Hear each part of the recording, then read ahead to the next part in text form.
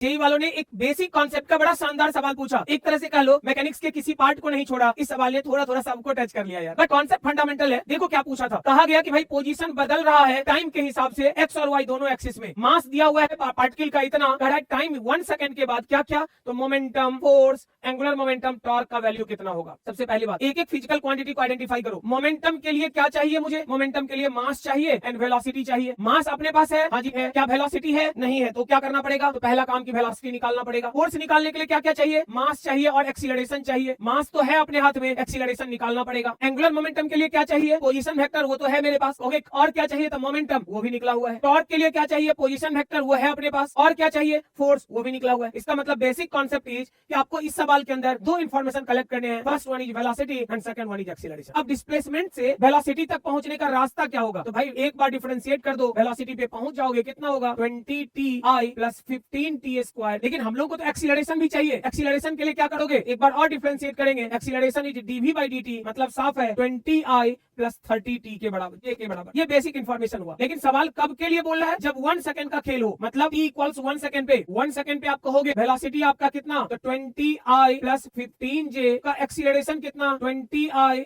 Plus 30j, क्योंकि आगे position का भी जरूरत पड़ेगा, वो कितना 10i प्लस 5j। ये रही है 1 का वैल्यू पुट किए, t के जगह पे 1 का स्क्वायर 1 ही होगा, रिजल्ट सामने है। अब आ जाओ क्या क्या बोला गया, प्रॉब्लम ने पहले बोला हम लोगों से मोमेंटम, मोमेंटम का मतलब क्या होगा भाई, मास इनटू वेलोसिटी, मास ना 0.1 इनटू वेलोसिटी, इसका मतलब साफ है कि अगर 0.1 से मल्टीप्लाई करोगे, एक जीरो जो है हट जाएगा, 2i प्लस 1.5j, 100% सही है, एकदम सही ऑप्शन लिखा हुआ है। अगला क्या बोला, फोर्स क्या कहोगे, मास इनटू एक्सीलरेशन, मास का मतलब 0.1, एक्सीलरेशन तुम्हारे सामने है, जब मल्टीप्लाई करोगे तो ये भी कितना होगा 2i, और कितना, तो जीरो हट जाएगा मतलब 3j, ये भी सही लिखा हुआ है। तीसरा कह रहा है एंगुलर मोमेंटम, एंगुलर मोमेंटम मतलब, एंगुलर मोमेंटम का मतलब हो गया r क्रॉस p, r की जगह लिख दो, r कितना है 10i, 5j, क्रॉस प्रोडक्ट लेना है किसके साथ भाई, तो p के साथ, p कितना, तो 2i।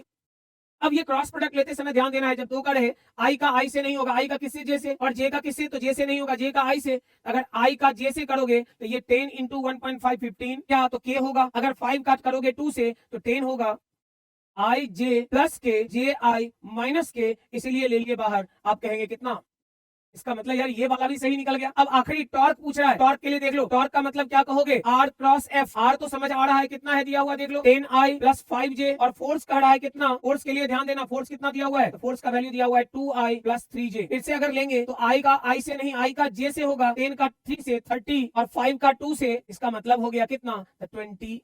मतलब साफ है ये वाला भी सही है। कह रहा है कौन सा ऑप्शन चुने, obviously A B C D सब सही है। बहुत बेसिक कॉन्सेप्ट का सवाल था, लेकिन सभी जगह दौड़ा दिया, momentum, force, torque, angular momentum, कुछ भी नहीं छोड़ा। फंडामेंटल पकड़ के रखोगे, सब एग्जाम सही जाएगा।